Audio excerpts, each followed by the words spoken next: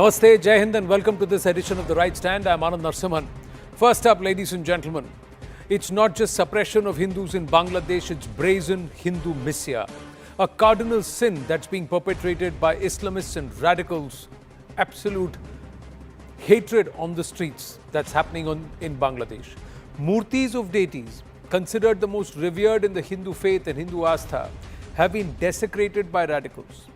On Tuesday night, on The Right Stand, we showed you threat letters against celebration of Durga Puja to targeting and forced retirement of Hindu officers in Bangladesh. Tonight, here on The Right Stand, we get you exclusive visuals accessed by our security affairs editor Manoj Kumar Gupta. In these visuals, we show you how extremist radicals are trying to forcibly evict Hindu businessmen by using foul language, slander, threats of violence. In one of the videos, the shopkeeper alleges he was threatened by radicals and he was asked to leave his shop forever.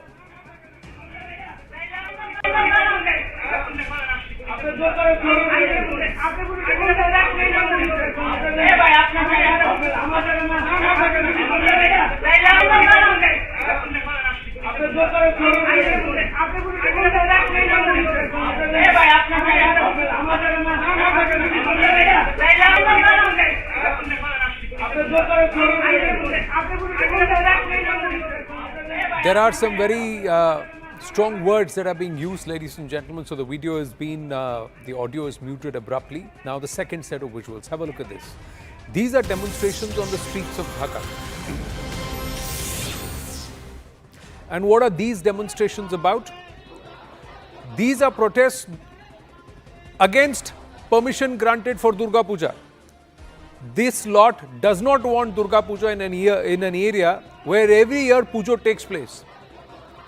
On Tuesday, we reported how several Puja committees had received threat letters and an extortion demand of jizya of 5 lakh taka that was made from them.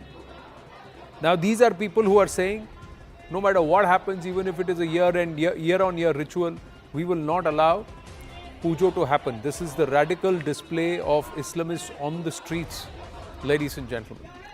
Then, Durga Puja Pandal. Really disturbing, ladies and gentlemen. Durga Puja Pandal in Kishorganj totally destroyed, demolished. Islamist hate mongers demanding that Puja should stop and no permission should be given this time. These are pictures of Lord Ganesha's Murti that's been desecrated. Even a Murti of Ma Kali has been desecrated, vandalized, broken. And there's more.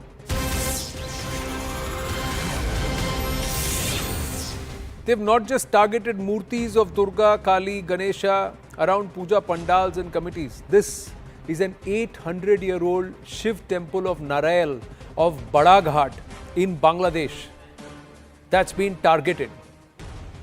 Radical Islamists vandalizing this old Shivling in Badaghat area of Bangladesh. You can see the pictures, it's been caught on camera. They are taking a rod and attacking the Shivling there. This is an 800-year-old temple, ladies and gentlemen. And Mr. Muhammad Yunus says all is well.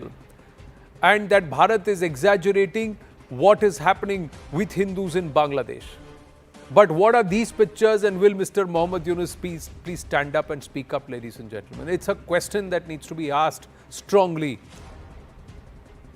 And now, it doesn't stop with murtis and astha and temples. This is in schools. Girls' High School in Rangpur district. Why are these people standing out and protesting? Why are these protests happening? All Hindu girls have been asked to memorize Quranic surahs within a week and come to school in a hijab. And allegedly, Gitopadesha or Gita lessons have been stopped in this school.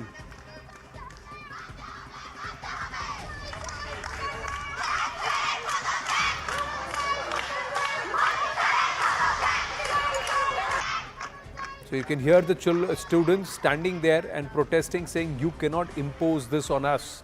You cannot tell us Hindu girls to memorize Quranic surahs and to come to school in a hijab, isn't this a brazen violation of our faith, especially when the school has Gita lessons and it was a mixed grouping of students coming to this school to learn. It's a girls' high school in Rangpur district.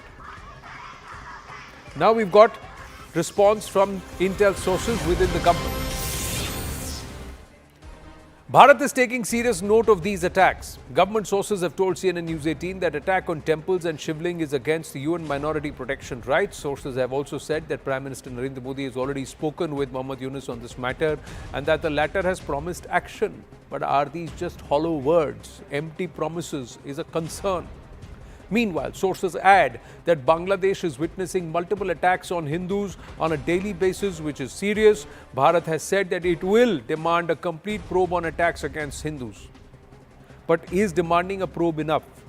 Are Bharatiya authorities in denial? And are bigots, Islamists only getting emboldened by the day, by the hour in Bangladesh?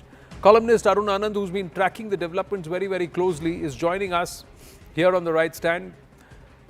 Your thoughts on these pictures?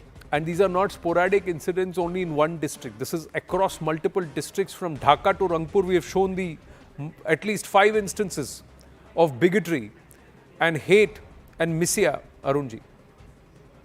Thank you, Anandji, for inviting me for this discussion, and good evening to all the viewers. I think what we are witnessing is we are looking at it from an Indian perspective, or probably a lot of people are looking at it from a Western world perspective, or sometimes you may call it a Hindu perspective, but let's try and take a look at it from a Muslim perspective.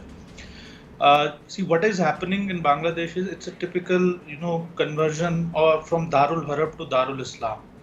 So this is the concept which is being the concept of Darul Islam, as we know that, Darul Harab is when a territory is not under Islamic rule, and Darul Islam is when a territory comes under Islamic rule. So what we are witnessing in Bangladesh is actually the rule of Darul Islam, or the concept of Darul Islam being implemented, and that's why all these activities are being carried out to send message to the Hindus that either you convert to Islam or you leave the country. So this is also broadly the concept of Darul Islam, that if you don't convert to Islam, then you are either killed in war or you are thrown out of the territory. And this is not this is not an overnight thing which has happened. We had discussed it earlier also, Anandji, that the society in Bangladesh had been radicalized, not only even post 1971 or post 1947, but since earlier 20th century. If you look at the pattern of communal riots there in East Bangladesh, so the portion which we call portion which we used to call East Pakistan, and then it became Bangladesh in 1971. The society has been absolutely radicalized, and the forces like Jamaat-e-Islami have expanded rapidly, and it has gradually also become a playground of ISI and the international forces and the other Islamic radical forces. We know that there is one of the biggest recruitment ground of Islamic radical groups or Islamic terrorist groups is from the Cox's Bazar, where one of the largest refugee camps is run. There is a credible evidence about that. I think till Sheikh Hasina was there, the lid was there on this thing. It's a problem which is not related to Mohammad Yunus as per se, I would say. It is a problem. Yes, it is the colossal failure of the Bangladesh government, but it's a society which has been continuously getting radicalized. And I don't know what India can do, to stop the radicalization. Governments will come, governments will go there, governments will change.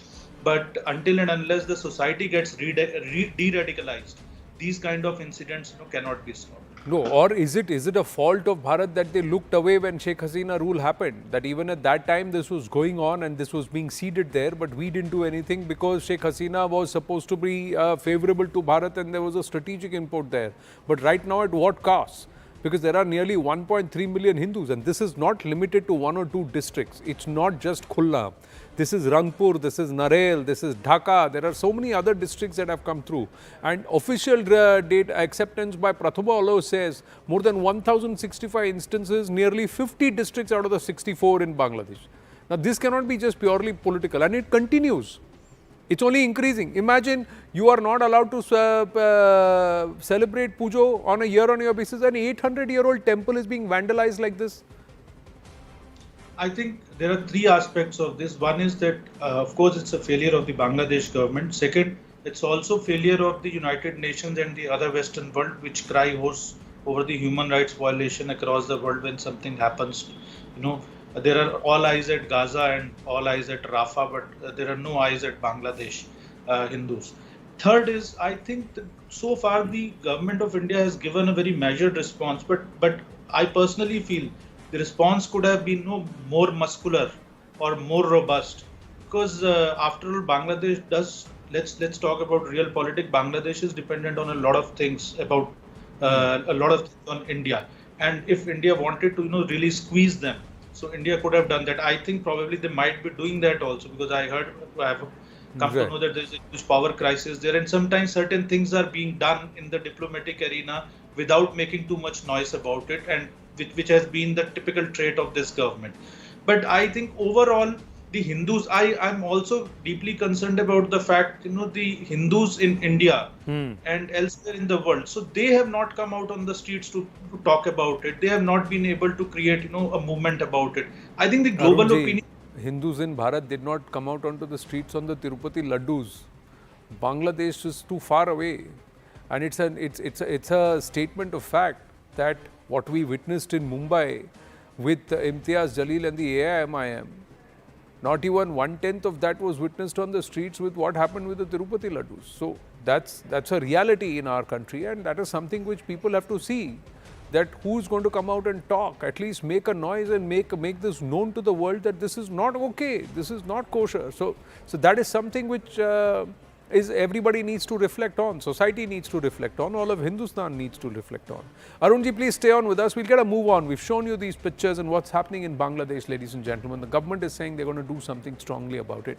Let's hope they do, because it's the fate of 1.3 million Hindus in Bangladesh that hangs in the balance, given what we are witnessing right now.